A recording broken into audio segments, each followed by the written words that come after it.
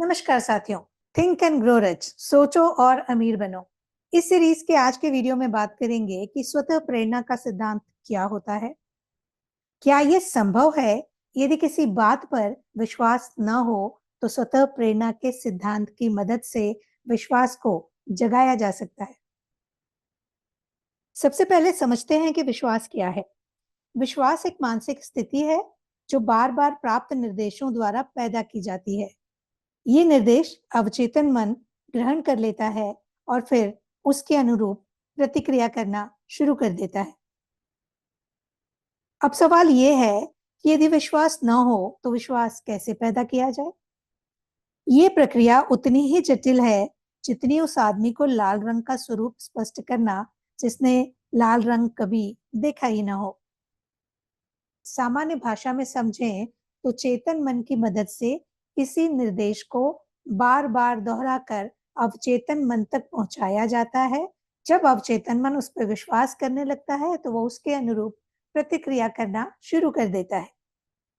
एक बड़े अपराध विशेषज्ञ ने कहा था कि जब आदमी पहले अपराध के संपर्क में आता है तो सामान्य रूप से वो अपराध से बहुत नफरत करता है, लेकिन जब अपराध का लंबा साथ उसको मिल जाता है, वो बार बार इसे करने लगता है, तब वो इसका अभ्यस्त हो जाता है और कई सालों तक यदि वो इसी माहौल में रहे तो ये विश्वास करने लगता है कि अपराध करना ही उसका असली कर्म है।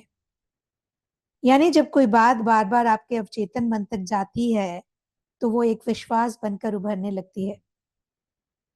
इसीलिए कहते हैं कि जब भी कोई पहला विचार आए किसी भी स्थिति को लेके, किसी भी इंसान को लेकर, किसी भी इच्छा को लेकर, तो उस पर ध्यान दिए जाने की जरूरत है, क्योंकि वो जो पहला विचार है वही आगे जाके तय करता है कि अवचेतन मन तक क्या जाएगा और अवचेतन मन किस पर विश्वास करेगा और वो किन चीजों पर अपनी प्रतिक्रिया प्रस्तुत करेगा। इसीलिए कहा जाता है कि अपने विश्वास को ज्यादा प्रभावशाली बनाने के लिए आप ये सोचना शुरू कर दें कि जो आप चाहते हैं वो पहले से ही आपके पास है। धीरे धीरे वो भाव आपके अवचेतन में एक हल्की सी आशा का संचार करेगा और आपकी सोचने की प्रवृत्ति में बदलाव आने लगेगा। आइए जानते हैं कि आत्मविश्वास को पैदा करने का सूत्र क्या है। पहला, ये बार बार कहना कि मुझ में अपना लक्ष्य प्राप्त करने की क्षमता है, इसीलिए मैं ये मांग करता हूँ, मैं लगातार उसको प्राप्त करने के लिए अपनी इच्छा व्यक्त करता हूँ और मैं ऐसा करने का वादा करता हूँ। दूसरा, मुझे मालूम है कि मेरे दिमाग में जो ज्यादा प्रभावी विचार होते हैं वही मुझे बाहरी उपलब्धि के रूप में अपना स्वरूप प्रदान करते हैं, इसलिए मैं रोज आधा घंटा इन विचारों पर अपना ध्यान केंद्रित करता हूँ। मैं उस व्यक्ति पर अपनी सोच केंद्रित करता हूँ जो मेरी मनचाही सफलता को पहले ही प्राप्त कर चुका है। तीसरा, मैं स्वतः प्रेरणा के सिद्धांत को समझता हूँ और ये मानता हूँ कि कोई इच्छा मेरे मन में लगातार रहेगी तो धीरे धीरे वो अपनी अभिव्यक्ति बाहर की दुनिया में भी ढूंढने का प्रयत्न करती रहेगी और एक दिन ऐसा आएगा जब वो उस इच्छा की अभिव्यक्ति दुनिया में करके रहेगी। मैं रोज कम से कम 10 मिनट तक इस इच्छा को विश्वास में परिवर्तन करने के लिए प्रयत्न करता रहूंगा। चौथा, मैंने स्पष्ट रूप से लिख लिया है कि जीवन में मेरा मुख्य उद्देश्य क्या है।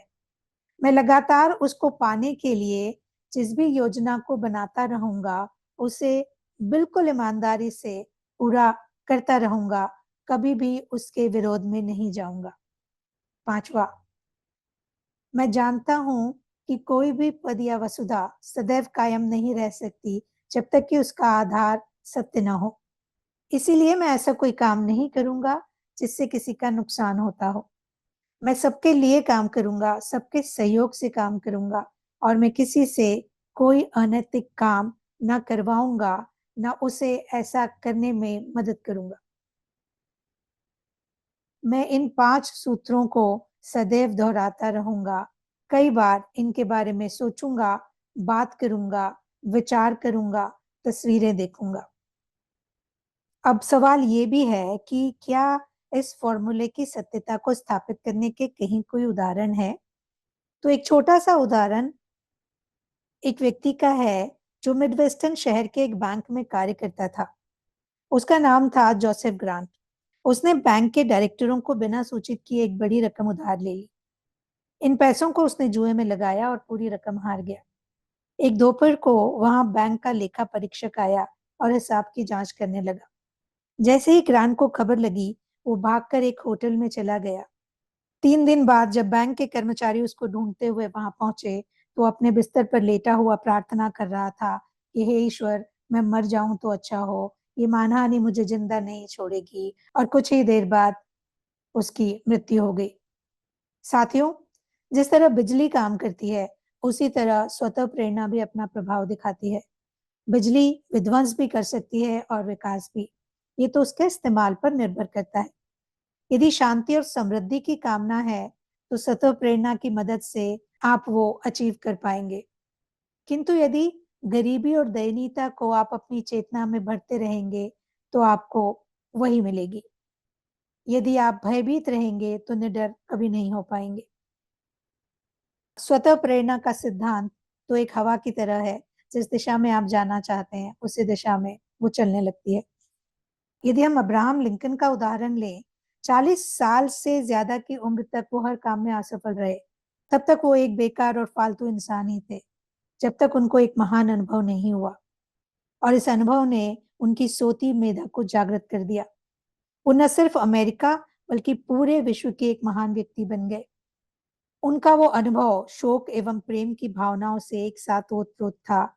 उसकी प्राप्ति उन्हें एनी डुटलेज के माध्यम से हुई, जिसने उन्हें सच्चा प्यार किया। ये बिल्कुल सच है कि प्रेम और विश्वास के संवेगों की मन में स्थिति लगभग एक प्रकार की होती है। जिस प्रकार प्रेम को भी एक अमूर्त आध्यात्मिक बाना पहनाया जा सकता है, उसी प्रकार जब किसी भी इच्छा के प्रति विश्वास को अपने जिंदगी में, अपने मन में भर दिया जाता है, तो अवचेतन उसकी प्रतिक्रिया स्वरूप उस इच्छा को आपके जीवन में साकार कर देता है। यहाँ ये बात भी जानने लायक है, जब नेपोलियन हिल सोचो और अमीर बनो किताब के लेखक ये रिसर्च कर रहे थे, उन्होंने सैकड़ों महान लोगों की उपलब्धियों का विश्लेषण किया और ये पाया कि हर महान उपलब्धि के पीछे प्रेम का संवेग जरूर था। अब स्वतः प्रेरणा के सिद्धांत का इस्तेमाल करके धन को अपनी जिंदगी में कैसे लाना है, अपने हिस्से की समृद्धि दुनिया से कैसे लेना है, ये आप सीखते जा रहे हैं। यदि आपको किसी बात पर विश्वास नहीं हो रहा है, तो दिए गए 5 सूत्रों का प्रयोग करिए। विश्वास को अपने अंदर मजबूत कर लीजिए। फिर स्वतः प्रेरणा का सिद्धांत आपको उस समृद्धि तक पहुंचा देगा जिसके आप हकदार हैं। यदि कुछ ऐसा है जो आप हमसे कहना चाहते हैं, तो लिखिएगा जरूर। इस सीरीज के अगले वीडियो में आपसे फिर मुलाकात होगी। तब तक के लिए अपना ख्याल रखिएगा।